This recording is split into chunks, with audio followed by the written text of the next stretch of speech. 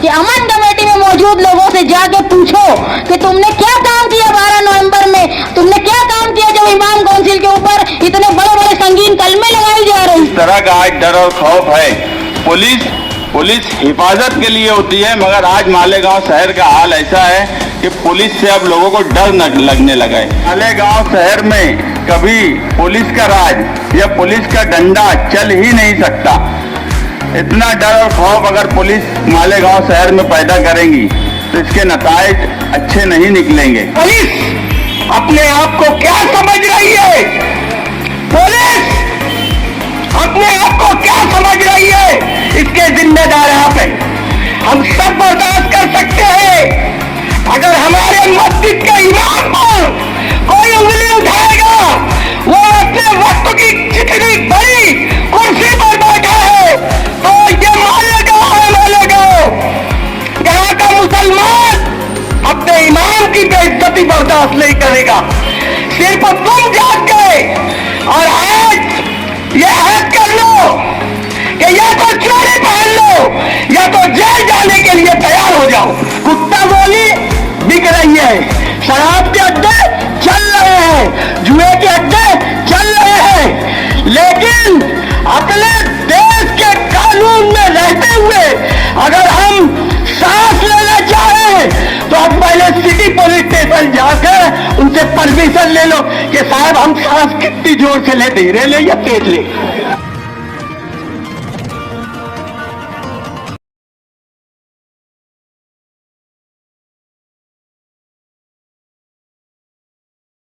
अगर हम अपनी जोर और शोर से हम उतनी तेजी से बोले होते तो शायद हमारी आस्था भी कोर तक पहुंची होती। और हमारे जो एहतजाज था जो 1947 से पहले से चल रहा था, मुतनाज़ा जमीन जो 1991 के कायदे में नहीं थी बाबरी मस्जिद की, उसके बावजूद ये हिंदुस्तान के सेकुलर और मुसलमान लोगों के एहतजाज का नतीजा था कि उसको हम 1992 तक बचा पाए। अगर तुम एहतजाज करना छोड़ दोगे तो ये समझ लो कि मस्जिदों का नंबर है, कब्रिस्तानों का नंबर है, धीरे धीरे हमारी स्कूल कॉलेज बाकी सारी चीजों पर जहां मुसलमानों का दबदबा है वो सब खतरे में आ जाएगा। ये इब्तिदा है, एनआरसी, सीएए, ये सारे जो है वो मुसलमानों को हरासा करने के लिए किया जा रहा है। डिपार्टमेंट का तो ये हाल है कि परसों के रोज जब इमाम काउंसिल के लोगों ने एहतजाज किया, वो मैंने वीडियो पूरी देखी, उसमें वो लोग बड़ी शराफत से पुलिस के बोलने से पुलिस स्टेशन की तरफ जा रहे थे। अगर किसी ने ये बोला होगा कि मुझे इस तरह से क्यों पकड़ा जा रहा होगा तो कोई गलत बात नहीं थी, क्योंकि जब उनको बोला जा रहा था कि तुम पुलिस स्टेशन चलो तो वो राजी थे, उस रुख की तरफ थे पुलिस स्टेशन की तरफ जाने, लेकिन फिर भी उनके पीछे से कॉलर पकड़ी गई और उनको पुलिस स्टेशन में लेकर गए और 4-6 घंटे तक वो प्रोसीजर चलता रहा और आखिर में मालूम पड़ा कि उनके ऊपर सख्त कलमे लगी है। तो मुझे प्रेस रिपोर्टर ने बोला कि हर जगह आप लोग क्यों होते हो, कोई दूसरी सियासी पार्टी के लोग क्यों नहीं रहते?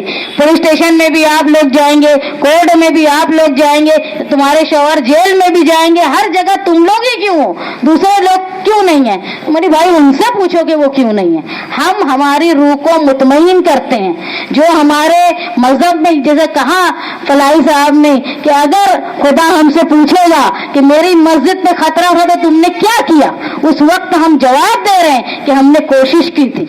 हम लीडर हैं, हमारे ऊपर फराइज ज्यादा है। अगर कोई लीडर ये बोलता हो कि मुझे तो मालूम ही नहीं हुआ कि मैं इतना बड़ा वाकया हो गया, तो वो काहे का लीडर जो 4-6 घंटे में शहर में क्या हो रहा है उसको मालूम नहीं पड़ता है। मालेगांव शहर में 12 नवंबर के बाद इंतहाई सख्ती से पुलिस का रवैया बहुत तेज हो गया है। वो सिर्फ ये कोशिश में रहती है कि किसी तरह से भी कोई एहतजाज हो और हम वो एहतजाजियों को पकड़ ले ताकि आइंदा एहतजाज होना बंद हो जाए। तरफ से ज्ञान व्यापी मस्जिद के जो ट्रस्टियान हैं उनकी मदद के लिए हमने ये तय किया दस्तूर बचाओ कमेटी की तरफ से कि मालेगांव शहर से एक वफ्द जो है वो ज्ञान व्यापी मस्जिद में जाएगा, वहाँ के ट्रस्टियान से मिलेगा और उनको जिस तरह की मदद, चाहे कानूनी तौर पर उनकी मदद करने में हम लोग अगर हिस्सेदार हो सकते हैं तो हम वो होंगे, अगर उनको माली तौर पर कोई जरूरत होगी तो हम मालेगांव शहर शहर से उनकी वो मदद करने के लिए भी तैयार है। और अगर वो शहर रोड पर चल के कोई मुजाहरा करके आवामी तौर पे राय बनाने के लिए हमको कहेंगे तो हम उसमें भी उनके साथ रहेंगे। हमारी तरफ से रहेगी कि हम पुलिस के दबाव को, जो हम कानूनी तौर पे जो काम करते हैं, दस्तूरी तौर पे करते हैं, वहां से पुलिस का दबाव खत्म हो। मैं पूछती हूँ मालेगांव शहर की जो अमन कमेटी के मेंबरान है, उनका काम ये होता है कि पुलिस से आवाम के बीच का राब्ता सही करना। लेकिन 12 नवंबर का मामला हो, चाहे परसों इमाम काउंसिल का मामला हो, कहाँ थे वो अमन कमेटी के लोग? क्या कर रहे थे वो? क्या राब्ता उन्होंने किया? 12 नवंबर में लोग जो जेल में थे, उनके ताल्लुक से किसी को बोला कि ये तो पत्थर मारने वाले नहीं थे, ये तो रोड पे चलने वाले थे? अरे ये तो मौजूद भी नहीं थे वहां। उन सारे लोगों को बचाने के लिए अमन कमेटी के लोगों ने क्या किया? मैं आप लोगों से दरख्वास्त करती हूँ कि अमन कमेटी में मौजूद लोगों से जाके पूछो कि तुमने क्या काम किया 12 नवंबर में, तुमने क्या काम किया जब इमाम काउंसिल के ऊपर इतने बड़े बड़े संगीन कलमे लगाई जा रही थी? उनसे पूछो। वो जो सिर्फ हाँ हाँ करने का काम करते हैं, उनसे सवाल होना चाहिए कि तुम आवाम और पुलिस के बीच में रास्ते का काम करते हो कि जो पुलिस चाहती है उसको आवाम के बीच में करने की कोशिश करते हो?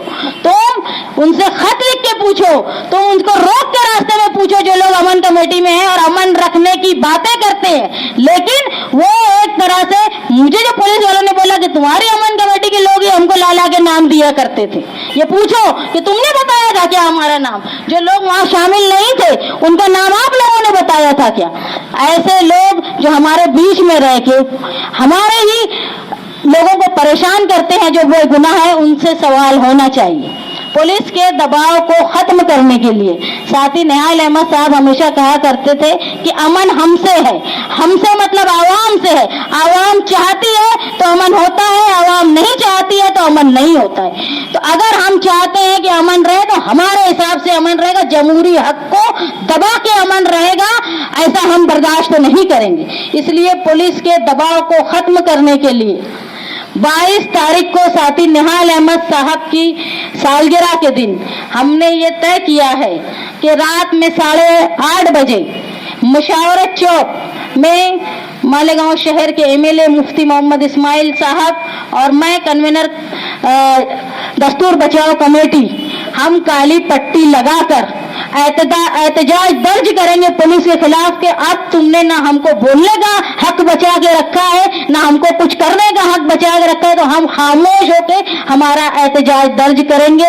आप तमाम लोगों से दरख्वास्त है कि इस एहतजाज में आप लोग हमारी मदद करें और पुलिस के जो दादागिरी चल रही है उसके खिलाफ, जब तुम कितने लोगों को दबाएंगे? अगर तुम में हिस्स आ गई तो तुमको कोई दबा नहीं सकता। अमन आवाम से है और आवाम को अपनी ताकत का अंदाजा होना चाहिए। जो हालात पैदा हो गए 12 नवंबर के बाद,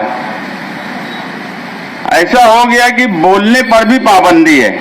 ना हम कुछ बोल सकते हैं, ना हम कोई एहतजाज कर सकते हैं। इतना डर खौफ पैदा कर दिया मालेगांव के लोगों पर कि कोई गलत काम भी अगर मालेगांव शहर में हो रहा है तो उस पर भी लोग बोलने के लिए डर रहे हैं।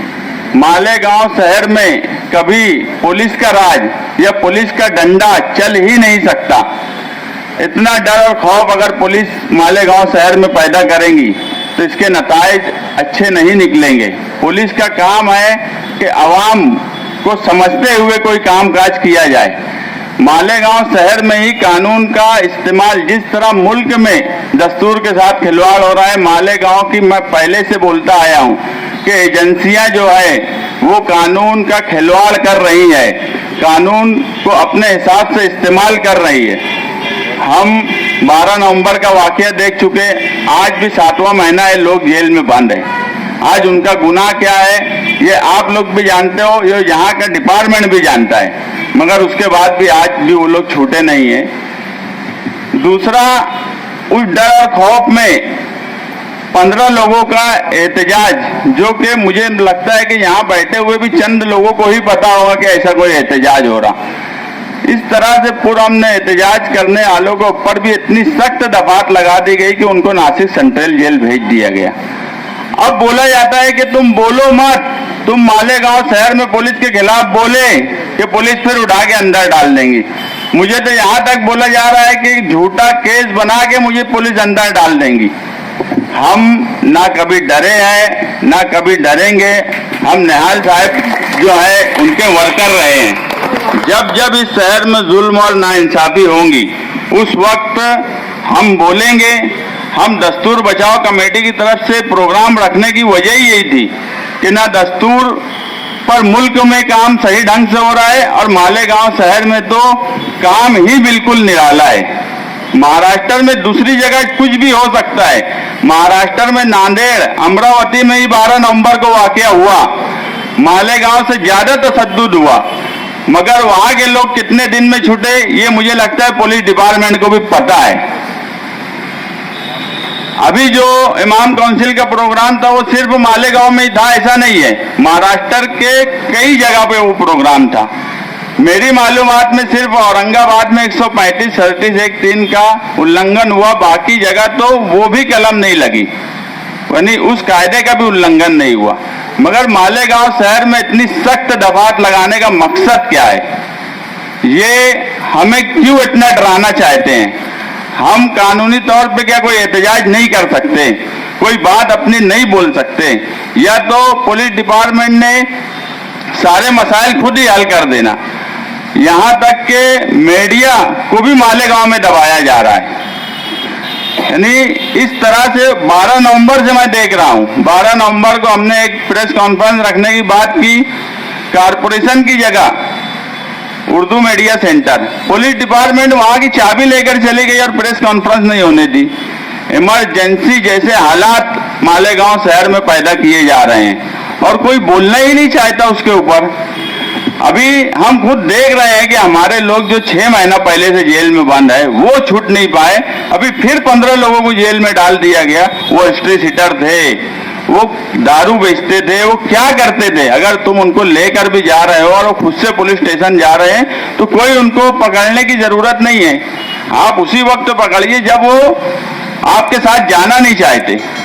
लेकिन एक पुरअमन तरीके से एहतजाज, पुरअमन तरीके से पुलिस स्टेशन तक जाना चाह रहे हैं, उसके बाद भी उनके ऊपर इतनी सख्त दफात लगा दी गई और मालेगांव शहर में कोई बोलने के लिए तैयार नहीं है। इतना डर और खौफ। मैं तो जेल हो के आया, उसके बाद भी मैं डरता नहीं। निहाल साहब हमेशा एक ही बात बोले, खोटा करना नहीं, किसी के बाप से डरना नहीं। हम ना खोटा करते ना किसी के बाप से डरते कि जेल हो के आ गए तो अब फिर झूठे केस में हमको वापस फंसा दिया जाएगा, ऐसा कभी होता नहीं। कानून, मैं हमेशा बोला, जुडिशियरी का सिस्टम बहुत स्लो है और फिलहाल क्या वजह है नहीं मालूम, अभी कुछ ज्यादा ही स्लो है। लेकिन इसका मतलब ये नहीं कि कानून से हमें इंसाफ नहीं मिलेगा। मैं तो सिर्फ उस दिन का इंतजार करता हूँ कि ये हमारे जो बाकी भाई बहन, बाकी लोग जो हैं, ये सब छोड़कर आ जाएं, उसके बाद ट्रायल जल्दी से चालू हो 12 नवंबर वाले का। मैं तो उसके इंतजार में कि उस वक्त समझ में आएगा कानून क्या है और पुलिस उसका इस्तेमाल किस तरह से कर रही है। मीटिंग बुलाने का एक ही मकसद है कि मालेगांव शहर से डर और खौफ निकले, लोगों में जो डर और खौफ बैठा दिया गया है। हम ये नहीं कभी बोले कि कोई तशद्दुद करे, हम हमेशा एक बात बोले हैं कि हम गांधीवादी हैं, हम गांधी को मानने वाले हैं। हमारा तशद्दुद से दूर दूर का वास्ता नहीं है। हम हमेशा गैर तशद्दुद तहरीक ही चलाते हैं, गैर तशद्दुद ही प्रोग्राम करते हैं और मालेगांव शहर की हमेशा से यही रिवायत रही है। मगर 2 बम ब्लास्ट होने के बाद भी मालेगांव शहर में कोई फसाद नहीं हुआ था। 12 नवंबर का वाकया भी कोई बहुत बड़ा वाकया नहीं था, पथराव हुआ था, मगर उसके बाद इतनी सख्त दफात लगाकर इतनी सख्त कार्रवाई लोगों पर करना और पुलिस डिपार्टमेंट के खिलाफ कोई कुछ ना बोले, पुलिस डिपार्टमेंट के खिलाफ कोई बोलने की हिम्मत ना करे, ये माहौल पूरे शहर में बन चुका है। इस माहौल को तोड़ने के लिए कल कुल जमाती तंजीम के कुछ लोगों ने मुझे बुलाया भी, बातचीत भी हुई। तो मैं इससे पहले भी बोला कि शहर का दबदबा कायम रहने के लिए अगर हमको कहीं भी जाना पड़ेगा, किसी के भी पास जाना पड़ेगा, तो हम जाने के लिए तैयार हैं। कुल जमाती तंजीम एक अच्छा कदम उठाने जा रही है, तो मेरी समझ है कि शहर की तमाम ही सियासी पार्टियों को अगर वो ना भी दावत दे तो भी अगर वो प्रोग्राम रखे और शहर के लोगों को बुलाने की बात करे तो सियासी पार्टी के लीडरों को जाना चाहिए। शहर का दबदबा कायम रहेगा तो शहर कायम रहेगा। कि यात्रा बचपन से हम देखते आए, कभी ऐसा नहीं हुआ, उल्टा उनका इस्तेकबाल ही किया जाता था। हर जगह पानी देते थे, दवा देते थे, और यही सेकुलरिज्म की अलामत है और यही मालेगांव शहर करता आया है। मगर वो झूठी खबर फैलाई गई। अगर वहां पथराव हुआ था तो उस वक्त वहां का सीसीटीवी कैमरा निकालते। सीसीटीवी कैमरे में और दूसरे कैमरे में तो मालेगांव की पुलिस एक्सपर्ट हो गई है। जो नहीं भी दिख रहे उनको वो भी उस कैमरे और सीसीटीवी में दिख जा रहे। तो अगर किसी ने किया था उस वक्त पथराव तो उनको आज तक गिरफ्तार क्यों नहीं करी पुलिस? अभी तक उनको वो आदमी क्यों नहीं मिले? यहाँ 12 नवंबर में किसी ने पथराव नहीं किया। हम जैसे लोग उनको पथराव करते कहाँ नजर आ गए? हमने किसको पथराव करने का बोल दिया वही जाने। वो कैमरे से उनको सब दिख गया। मगर जो पथराव की बात कंप्लेन छावनी पुलिस स्टेशन में लिखाई गई वो भी इधर के ही लोग, यानी मुस्लिम समाज के लोगों ने पथराव किया ऐसा बोला गया, वो अभी तक नहीं मिली क्योंकि पथराव हुआ ही नहीं था। वो भी एक साजिश थी कि माहौल खराब किया जाए। उनके ऊपर पुलिस कोई कार्रवाई नहीं करती। यहाँ से 10,000 का जुलूस चला गया शक्ति प्रदर्शन बताते हुए, उनके ऊपर कोई कलम ऐसी नहीं लगती कि वो कितने बजे यहाँ से निकले, कितना साउंड बज रहा था, कितने लाउड स्पीकर बज रहे थे। अभी उनको सब पता है फजर में कहाँ लाउड स्पीकर चल रहा। उनको डीजे की आवाज नहीं सुनाई दी। मेरी मालूमात में कोई केस उस वक्त भी नहीं बनाया गया। तुम जो केस बनना चाहिए, जिस पर बात होना चाहिए, उन पे कोई कार्रवाई नहीं करते, उन पे हल्की दफा भी नहीं लगाते। और जो लोग पुरअमन तरीके से एहतजाज करते, 15 लोग कम से कम तादाद में लोग यानी एहतजाज करने लगे हैं कि यार कम से कम उनका दिल मुतमईन रहे, उनका जमीर मुतमईन रहे कि अगर जुल्म और नाइंसाफी हो रही थी तो वो उनके खिलाफ बोले। 15 लोग एहतजाज कर रहे थे तो उन पे इतनी सख्त दफात लगाने की हम मजम्मत करते हैं।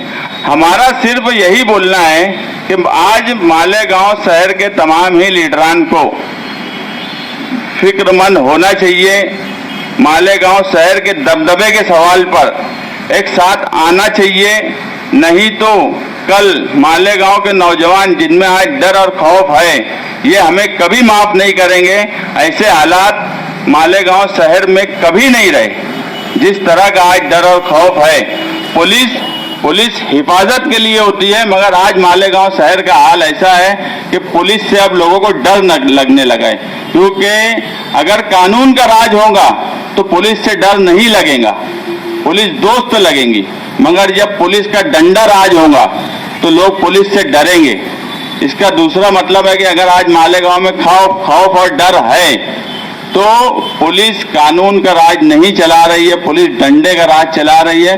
पुलिस कानून के साथ खिलवाड़ कर रही है, ऐसी दफात लगा रही है जो कि कानून में बैठती नहीं है, और वो सब के साथ खिलवाड़ करके एक तबके को मुसलसल परेशान किया जा रहा है। उसके बाद भी अगर मालेगांव शहर के सब लीडरान इस सवाल पर इकट्ठा नहीं हुए, वो कौन लोग थे 15, मुझे उससे कोई मतलब नहीं है। वो पुरअमन एहतजाज कर रहे थे। यहाँ सवाल जमहूरियत में हमको जो हमारा हक दिया गया है उस पे अमल करने के बाद इतनी सख्त दफात लगाने पर है। वो किसी भी तंजीम से होते तो हमारा एतराज इतना ही सख्त उस वक्त भी होता। आज तो वो किसी सियासी पार्टी से मुंसलिक लोग नहीं है। उसमें से 1-2 लोगों को छोड़ दे तो मेरे ख्याल से आपको नाम भी उनके नहीं पता होंगे। वो किसी सियासी पार्टी से मुंसलिक नहीं है। अगर ऐसे लोगों के वास्ते भी शहर की सब सियासी पार्टियां एक साथ नहीं आती, उसके लिए फिक्रमंद नहीं होती, तो आप ये मान लो कि वो लीडर जो इस सवाल पर भी इस शहर के लिए फिक्रमंद नहीं है, उसके लिए नहीं सोच रहा है, तो इस शहर के मुस्तकबिल के लिए सही नहीं होगा।